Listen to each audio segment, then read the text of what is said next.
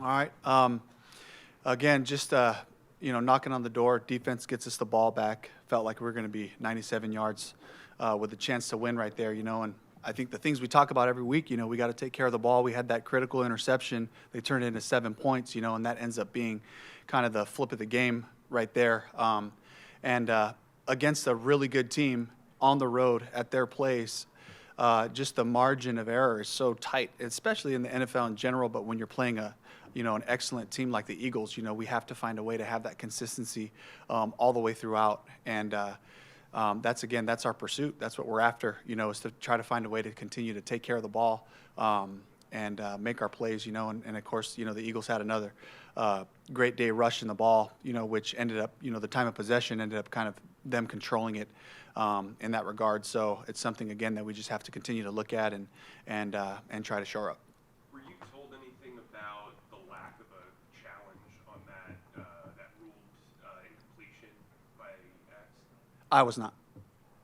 Were you surprised that they didn't at least have New York take a look at it? I thought that would have been the protocol, but the ball moved around a little bit. I think we saw that. The officials saw it. We saw it on the sideline. We just thought it was close. So, but again, they'll have to look at it and go from there. Xavier's got to catch that, right? Absolutely. That's a big play we're counting on. And, he'd be the first one to tell you he's got to make that play. And Bryce steps up, makes a beautiful throw, in the situation, had the coverage we wanted, all that.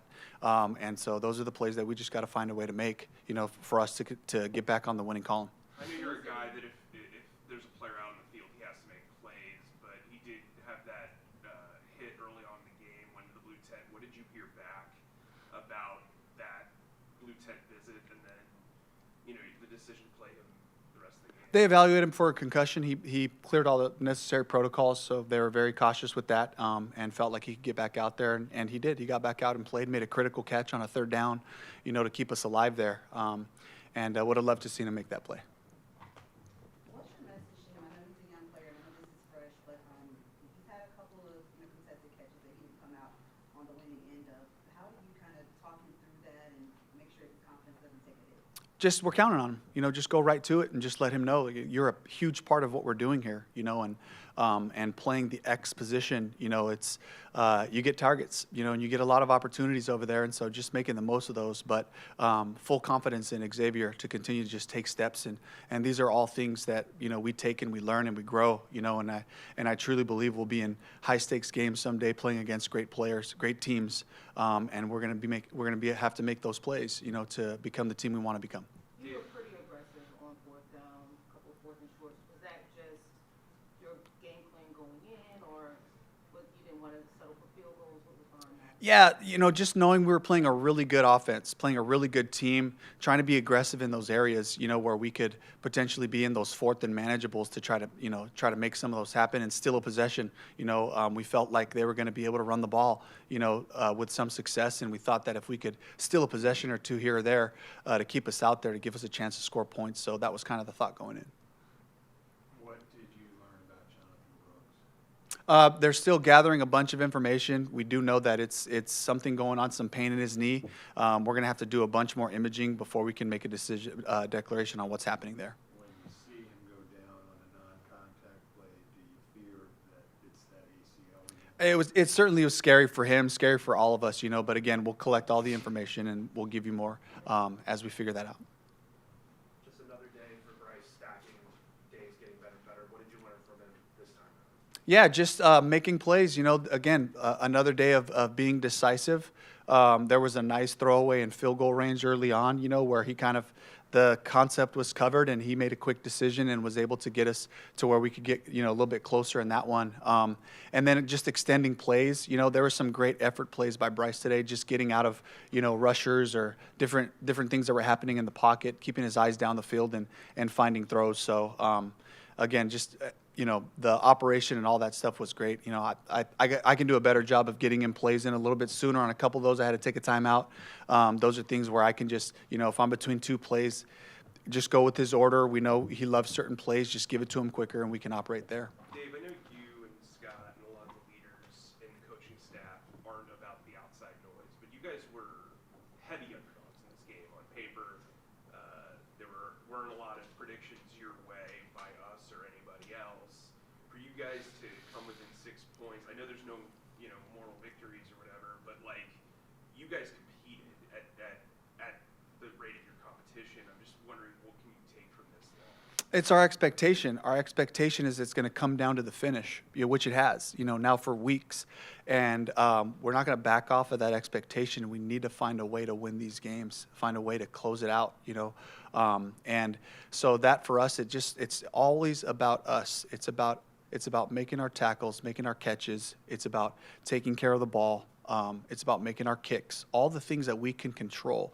If we can control the controllables, the plays that are supposed to be made, then it'll give us a lot more success. And that has to be the mentality of the group, like, okay, yes, guys, we're going to be in these games. Let's find a way to finish, and that's the urgency that we have as a group. And then, Injuries, JC. Yeah. Yeah, looking at JC's groin right now. Raheem Blackshear had an injury to his chest. He was taken for more information, and he's heading back. He'll be traveling back with us. But they were looking at him. They had to be very serious when there's some type of a chest injury. That take all the precautions. Yeah, and so he's coming back to us right now, and we'll get more information once he's here. You know if it's like a lung situation? I don't know that. I don't know the specifics of it. Dave, just to Mike's point, how frustrating, on one hand, I'm assuming you're encouraged by these last 3 weeks, but then to fall short in all three, how do you kind of balance your emotions in the locker room? It's extremely frustrating, and I think that when it's so clear that we just have to make the plays that are there for us to make, then it becomes easy for me to just talk about that part of it, and the expectation, like I alluded to earlier, is the expectation is we're going to be in these games ahead or real close to it, and we need to find a way to finish, and we need to find a way to just continue to play right, do right longer than the opponent. When the opponents continue to find ways to make their plays, that's the hardest part, but there's no mysteries, so it's something clear that I can point to and challenge the group with. When you guys broke the huddle for that throw to Xavier, did you see the coverage? You're like, oh, this is going to be there, and then Bryce releases it. Were you thinking this is just what we were looking for? Yeah, and it's a tribute to Bryce. It was Bryce having a play call with an option if you got a certain look, and he did all that. Came out of the huddle, saw it, did all of it, executed it, bought time, made the throw. And so it was a great collective effort to make that happen in a critical situation. Dave, the challenge, you haven't challenged a lot of plays. What's the conversation with George when you guys are on the goal line? I mean, you did get a touchdown the next play. Yeah. To potentially burn a timeout, that you had 17 minutes left in the game, to burn 2 timeouts in the same drive, even if you are scoring. What was the thought process there? Yeah, this is a really stout defense up front, and so we thought with an opportunity, it looked visually like he got in from there. There wasn't enough information for them to reverse the call in that situation, but for me, it was like, if we have a chance to get this into the end zone right now, then let's do that. And so that was what was behind that decision. But again, I would certainly love to have had another timeout there at the end, kind of slowed things down, regroup. It would have been nice to have it. We love having our timeouts in those situations. But when you got an opportunity and it looks pretty clear, I thought it was worth challenging. Bryce has been really elusive, especially like on that third down play.